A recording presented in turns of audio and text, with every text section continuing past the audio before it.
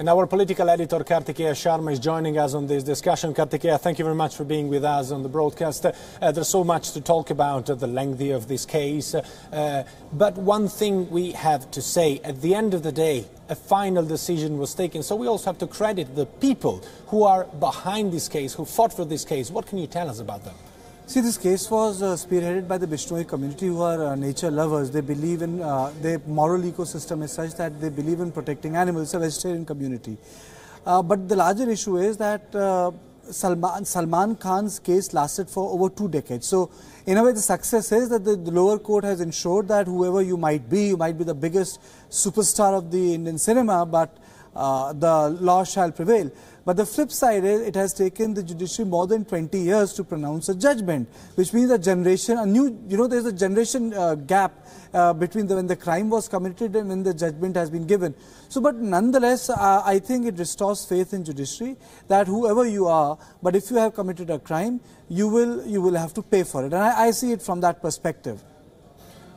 Point well taken, but 20 years is a very, very long time for such a case. So why a case like this, which does not seem to be very controversial and very big, takes so much? I mean, is India short of judges? Is there a problem in the functioning of the jury? Where lies the problem, Kartikeya? I think the problem lies in the pendency of cases. You are right. India is short of judges. India is short of courts.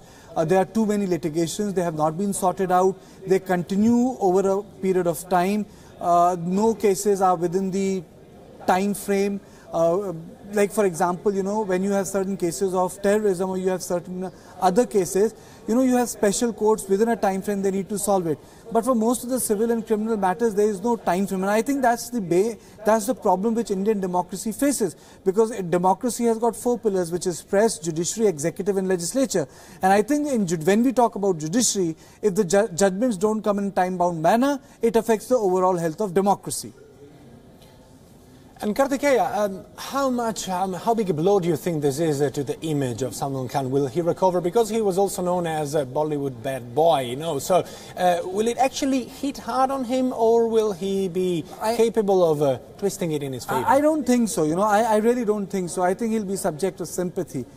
You see, there's a difference. There's a difference between, the cultural I would say cosmos of Hollywood and the cultural cosmos of Bollywood. There are certain things which are acceptable. For example, you look at the Sanjay Dutt's case, he evoked so much of sympathy. People felt that, he didn't make a mistake.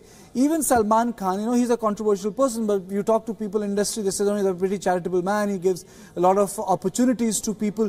So, and Salman Khan himself is one of the most bankable actors. So I don't think it's going to impact his career or business or image. I think what it does is he'll generate some sympathy, but nonetheless, it doesn't mean that the problem with Salman Khan vanish, they go away. No, they don't, because the cases will go to High Court, and a couple of cases in which he has been acquitted are still pending in the Supreme Court.